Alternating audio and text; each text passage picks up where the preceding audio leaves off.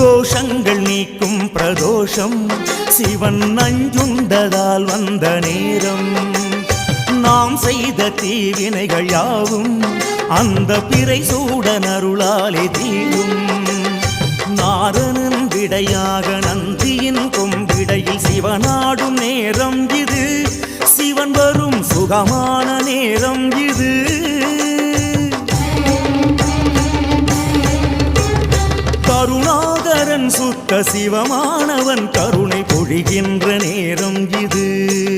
வரம் தருகின்ற நேரம் இது.